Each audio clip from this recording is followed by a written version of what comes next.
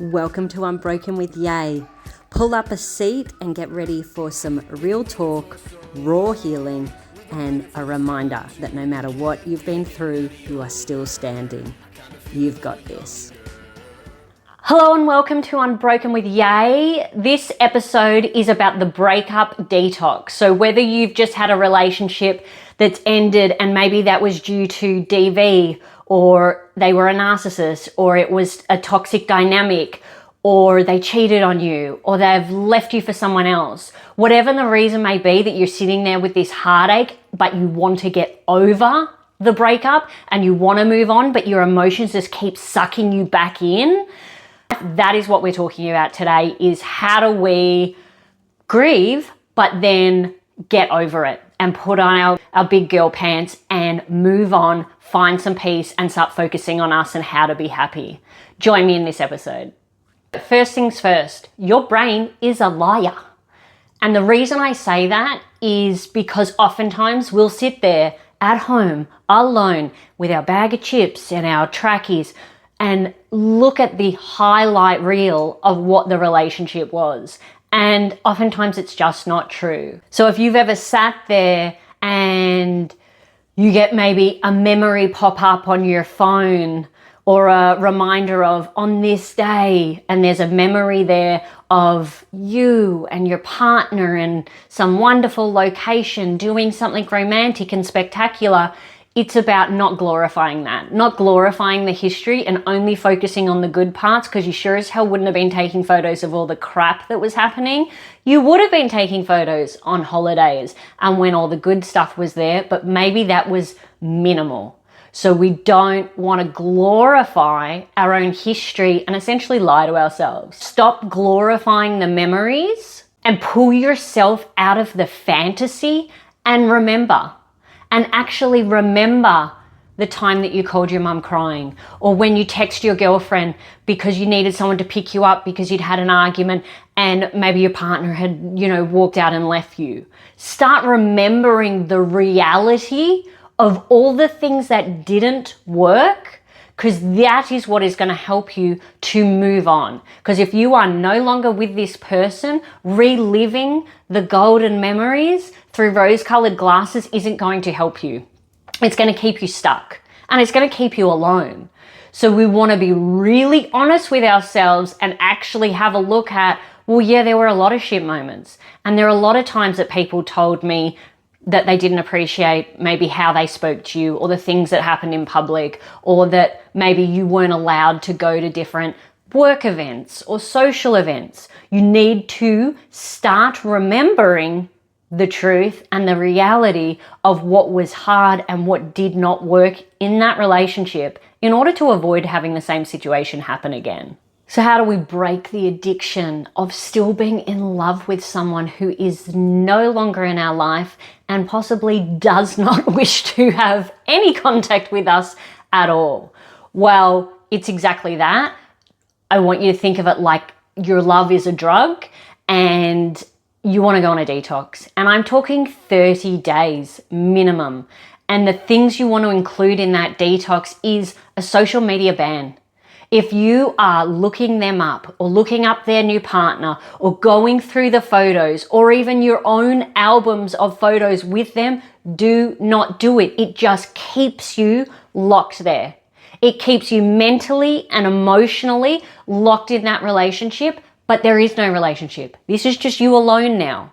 So if you want to genuinely disconnect and find peace in your life, you need a social ban for yourself. So you don't have to block them or delete them. I don't know about your friendship group and whatever, but what you do need to do is hide and mute and archive.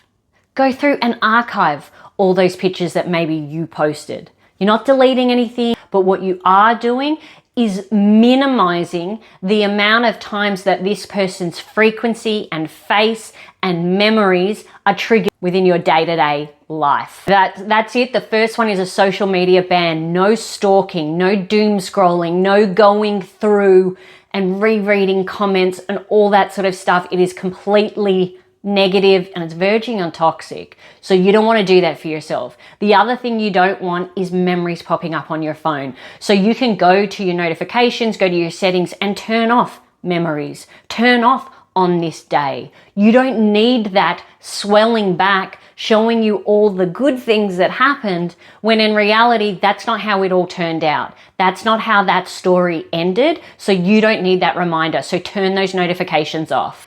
And the other thing is archive and lock away all of your own material. So if you have photos and text messages, either delete them or archive them, take them off your phone, put them on your laptop in a folder, put them away somewhere so that they're not in your face as a reminder to you of what didn't work out.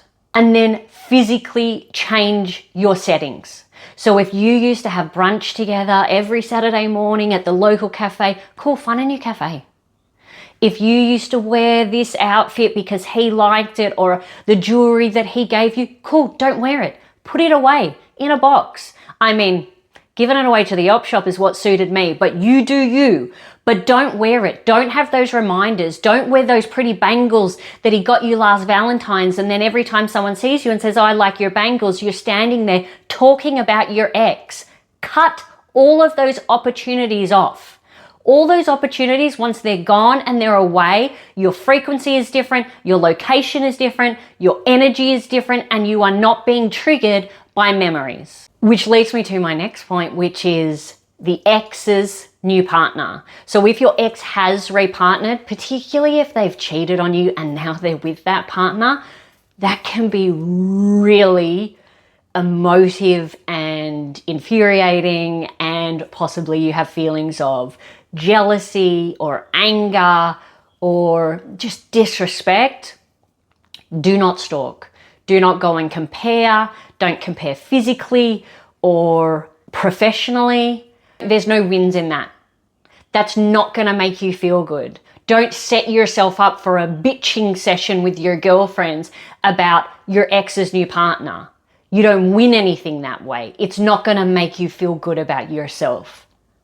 And it's also not going to help you bring peace about your breakup and to move on. And my perspective when it comes to an ex that has repartnered, particularly if you've got kids together, my perspective has always been, great.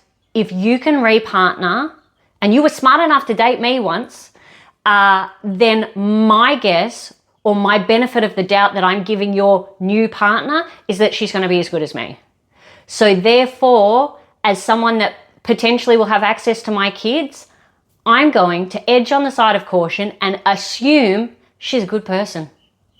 And that is going to bring me peace. I'm not going to sit here bitching and be vengeful and hate that anybody else is in my children's world. If my ex, when he repartners, which he has many a times, he has always had people that were of the same caliber to me. So they were lovely people and they were loving people and they treated my kids well. So there is absolutely no reason that I'm going to sit there and hate the stepmom. Why would I do that? And my number one thought process is, why would I want to stop more people from loving my kid? I love my kids more than anything else in this world. And the best case scenario for me would be if everybody in this world loved my kids as much as I do. So them having a stepmom and stepsisters and all of this new extended family, that's a gift to them. They are lucky to have that. There are more people in that house to look after them and to feed them and to play with them and to do things and encourage them. And there's more people at the soccer matches on the Sunday morning. How wonderful. So I do not agree with this whole hating the ex's new partner. Having a relationship breakdown is one thing, but going after the new step parent, that doesn't win anything. We should come together. We're all here for the kids. We're all here to be happy. We're all here to find a partner and grow. So any type of self-sabotage that you may feel about redirecting your anger onto the ex's new partner, throw it away. Throw it away and Be mature. Grow up. Be kind. Live by example to your kids and always talk kindly about your ex and their new partner. I refer to my ex's new partner to my kids as their other mum, because they are. When my kids aren't with me, she's the other mum. How lovely for them. How good that they have more people in their life that love and support them. It's actually a blessing. And then the other thing about when your ex repartners, so this is once again for people who have got kids, when your ex repartners, or even if you don't have kids, I find they're a better version.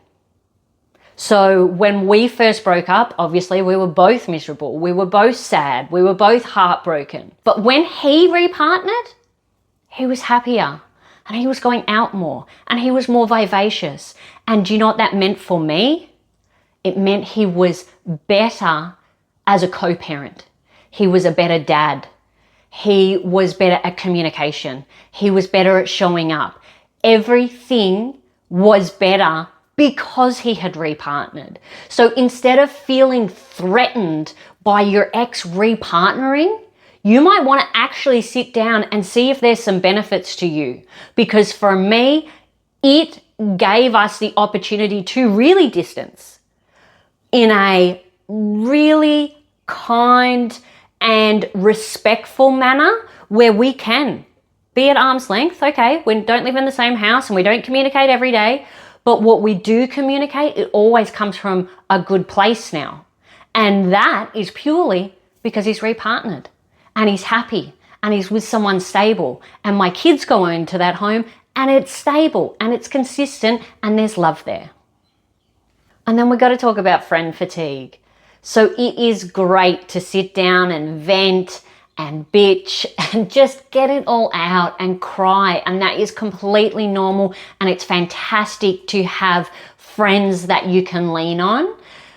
However, there's only so long people are willing to put up with it, particularly if it's just this ongoing emotional dump and you're not in any way trying to better yourself. So you need to know, and this is a self-reflection piece of, cool, have I been saying the same story or whinging about this same guy for the last 6 months and my friends are now not as available to me as they used to be?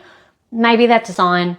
Maybe I need to put on my big girl pants and start moving on about this and stop venting at my girlfriends. And if I can't stop doing that, then maybe I need to go see my psychologist. Maybe I need to get a telehealth with a therapist and actually get it out. Maybe that is the way that I need to do it because I'm overburdening my friends and I don't want to damage the relationships I do have. So it's about that introspection of, yeah, they're there to help me and they'll let me lean on them, but I don't want to damage my friendships by being the person that never ever shuts up about my ex and won't get over it and won't do anything about it. So be conscious of that. One of the great things I've done after relationships, because I am quite self-reflective and maybe you are, or maybe you've never done it and you don't even know how to, it's sitting down and actually having that chat with yourself. And you can do it with friends and in a way that is helpful as opposed to just venting at them. It's sitting down and going, okay, what were some of those red flags? What were some of those boundaries that this partner crossed that I don't ever want to be in that position again? What can I do for me to safeguard myself so that I'm not repeating history? Because one of my fears were, what if I date another guy that is the same as this one with a new name? That was my biggest fear. So it was all about sitting down and taking the time to look at, well, what were the red flags that I ignored? What were the things that were boundaries that I either didn't have in place or I had and I gave in and I didn't hold my boundary and I felt violated? Because I don't want to do those things again. We don't want to repeat the bad patterns of a toxic relationship. So it's all about re-looking at that. It's almost like updating your resume, right? So each time we want to have another set of boundaries in place, another set of red flag odometers so that when we go back out into the dating world, we feel ready and we feel confident and we know who we are. And I want to ask you about reframing your thought on loneliness, because loneliness does really eat at you, and particularly if it's a quick split or it's a sudden split or an explosive split where you are left picking up the pieces and you are thinking, oh my God, I'm just so lonely. I don't know how to get over this. What about if you reposition that in your mind? Because what I found was single isn't loneliness. Single isn't boredom. It's freedom. As soon as I became single, it was the first time I felt liberated and free and ready. Well, I didn't feel ready to date straight away, but I felt ready to take on the whole world on my own. I now had the freedom to make all of these life choices that I didn't feel that I had before. If you're lonely on kid-free weekends, great, get a hobby. That's how I started doing dance classes. That's how I started buying canvases and making all these beautiful paintings that are around my house. I didn't let there be room for lonely and sad. I chose to be happy and look at me and think about me, and I was never just a me. For years, almost 2 decades, I was a we. But now it was liberating to be just me. I get to choose. So it's not thinking about the breakup of I'm alone, poor me. It's about, great, I've got some freedom here. I might have only a couple of hours on the clock, but those are mine to use how I want to. And I'm going to do something that fills my cup and makes me feel good about myself. Make your world bigger again and create new memories. This is all now up to you. So it's not looking like you've severed an arm because you've lost a boyfriend. No, you've absolutely gained, because now you've got room and time and mental capacity to meet new people and do new things and fill your cup and go see your friends and do new classes. This is an opportunity for you. And when it comes to finding peace, one of the sayings that I heard was, if you get bitten by a snake, you would never turn around and then ask the snake to heal you, to fix you, to help you. That would be insane, right? So if you have been through trauma in a breakup, particularly if it's been fueled by that other person, running back there or over analyzing why they did that to you will probably give you a dead end. Because if you got bit by a snake, mate, you're getting out of there. You're going to a hospital, you're asking somebody for help. Even a stranger, you would ask for help before you would ask that snake again. So it's exactly the same in relationships. It's not about going backwards and trying to uncover and resolve and find peace there. Because if somebody has inflicted pain and trauma and violence and mental manipulation onto you, you're not going to heal with them. You need to do it yourself. So if that's therapy, if that's writing, if that's spending time alone, if that's going out and meeting new people, great to uncover that. But if somebody has inflicted trauma from you, you're not going to get those answers from going back to them and to trying to work out what you did wrong that made him cheat. No, cheaters cheat because they're weak and they're insecure, and they do things like that because they want to feel fulfilled. It's got nothing to do with you. So any type of pain and trauma that has been inflicted upon you from your ex, that is something you need to find peace within yourself. It's not about finding out what you did wrong from them. Okay? So definitely make sure you keep your path to peace focused on you, focused on the end goal, and focused on how to be happy and learn from life's lessons that you have actually had the gift of going through. Sometimes bad things do happen and our hearts get broken, but life is precious and it's your life for living, so do not waste it on unnecessary time grieving in the heartbreak. Feel it, grieve it, but then move on. You have got to move on because you are worthy of happiness and romance and all these other things that life has to offer. Stop wasting your time thinking about somebody who doesn't even waste a second thinking about you. Get up, dust yourself off, and get on with it. You're completely unbroken, and I am with you all the way. So as always, I have got a worksheet on the website, which is www.unbrokenwithyay.com.au. And that is a free downloadable worksheet. Please have a look at that. And as always, you can find me on social media. Please like and comment. I always love to hear your thoughts and feedback. I've had quite a bit on step parent type stuff. So yes, please tell me what your thoughts and feelings, and if you have any advice on other great breakup, disconnection strategies, I would love to hear from you. All the best until next time. You've got this. I'm Yay.